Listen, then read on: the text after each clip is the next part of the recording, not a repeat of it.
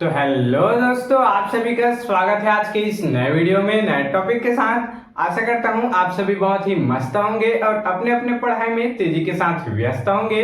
तो चलिए इस प्रकार से आज के इस प्यारे से टॉपिक में हम लोग कौन से चैप्टर पढ़ रहे हैं, जैव अणु बायोमॉलिक्यूल जो चैप्टर है इसको हम लोग कंप्लीट कर रहे हैं। जितने भी इंपॉर्टेंट टॉपिक है उसको सीक्वेंस वाइज कवर करते आ रहे हैं। और आज के इस टॉपिक में हम लोग पढ़ेंगे कि आखिर प्रोटीन होता क्या है, प्रोटीन के कार्य क्या होते हैं एवं प्रोटीन की कमी से क्या क्या हमको रोग देखने को मिल जाता है, इसके बारे में आपको संपूर्ण जानकारी देने वाले हैं। जो साइंस की स्टूडेंट है उसको ये जो प्रोटीन है और भी आसानी से क्लियर होगा, क्योंकि 12th बायोलॉजी में भी प्रोटीन का ये जो टॉपिक है वो उसमें है।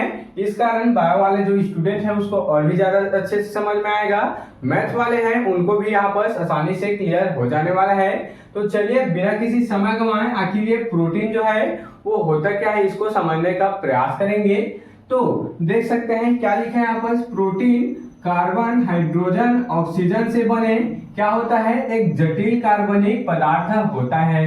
क्या बोला गया, ये जो प्रोटीन है वह कार्बन हाइड्रोजन और ऑक्सीजन से बने एक जटिल क्या होते हैं, कार्बनिक पदार्थ होते हैं। तो इस प्रकार से देख सकते हैं ये किस किस से मिलकर बने होते हैं, कार्बन से, हाइड्रोजन से, ऑक्सीजन से मिलकर बना होता है। कुछ 15-16% मात्रा में उसमें नाइट्रोजन और फास्फोरस भी यहाँ पर पाया जाता है। तो जो जीवन का सबसे प्रथम पदार्थ होता है, देख सकते हैं हमारे जो जीवन है, हमारा जो शरीर है उसका सबसे पहला पदार्थ प्रोटीन को ही माना जाता है। यह सभी जीवित पदार्थ तथा पादप में पाए जाते हैं, अर्थात सभी जीवित जीव जंतु और पादप अर्थात पौधों में भी पाया जाता है। इसका निर्माण एमिनो अम्लों के संघनन से होता है। अब क्या बोला गया यहाँ पर, ध्यान देंगे क्या बोला गया, एमिनो अम्ल। अब यहाँ पर देख सकते हैं कई प्रकार से, इस प्रकार से जो एमिनो अम्ल है वह गुथे हुए होते हैं और ऐसे ही एमिनो अम्ल के मिलने से किसका निर्माण होता है, प्रोटीन का यहाँ पर निर्माण हो जाता है इस प्रकार से। तो देख सकते हैं उसी को बोला गया है, इसका जो निर्माण है एमिनो अम्लों के संघनन से अर्थात उसके मिलने से ही क्या होता है, प्रोटीन का निर्माण होता है। जिसके उदाहरण में कुछ यहाँ पर दिए हैं, पेप्सिन हो गया, टिप्सिन भी आता है और यहाँ पर हीमोग्लोबिन आदि, ये सब क्या है, प्रोटीन का यहाँ पर उदाहरण देख सकते हैं। आशा करता हूँ आपको प्रोटीन क्लियर हो गया होगा। क्या होता है प्रोटीन, प्रोटीन एक प्रकार का कार्बोहाइड्रेट पदार्थ का बना होता है, अर्थात कार्बन हाइड्रोजन और ऑक्सीजन से मिलकर बना होता है, जो कि हमारे शरीर का सबसे प्रथम क्या होता है, प्रथम पदार्थ है, इसको माना गया है। जो कि जीवित पदार्थ है अर्थात जीवित जीव और पौधों में भी यहाँ पर पाया जाता है। इसका निर्माण किससे होता है, कई प्रकार के एमिनो अम्लों के संघनन से होता है, अर्थात बहुत से एमिनो अम्ल जब एक साथ मिल जाते हैं तो प्रोटीन का निर्माण यहाँ पर हो जाता है। इसके उदाहरण भी दिए हुए हैं। चलिए अब हम लोग प्रोटीन को देख चुके हैं, इसके हम लोग कार्य को देख लेते हैं। आखिर इसका क्या फंक्शन होता है हमारे शरीर में। तो शरीर के नए तंतुओं का निर्माण एवं उनकी टूट फूट की क्या करते हैं, मरम्मत करते हैं। प्रोटीन से हमारे शरीर में क्या होती है, नई तंतुएं बनती है, नए तंतुओं का निर्माण होता है तथा जो टूटे फूटे होते हैं, जो टूटे फूटे तंतु होते हैं उसकी क्या करते हैं, मरम्मत करते हैं। किसके द्वारा होता है, प्रोटीन के माध्यम से ही होता है। दूसरा देख सकते हैं एंजाइम का निर्माण करते हैं। ये जो प्रोटीन होते हैं कई प्रकार के एंजाइम का निर्माण करते हैं। एंजाइम क्या होता है इसको हम लोग अगले वाले क्लास में देख सकते हैं। उसके बाद क्या लिखा है, मांसपेशियों में O2 अर्थात ऑक्सीजन का भी संचय करता है। ये जो प्रोटीन है वो हमारे मांसपेशियों में ऑक्सीजन का सप्लाई करता है अर्थात संचय यहाँ पर करता है। तो चलिए तीसरा देख लेते हैं, कार्बोहाइड्रेट तथा वसा की अनुपस्थिति में ऊर्जा उत्पन्न करते हैं। जब हमारे शरीर में कार्बोहाइड्रेट और वसा नहीं होता है तो ये जो प्रोटीन होता है यही हमारे शरीर को क्या करती है, एनर्जी यहाँ पर प्रदान करती है।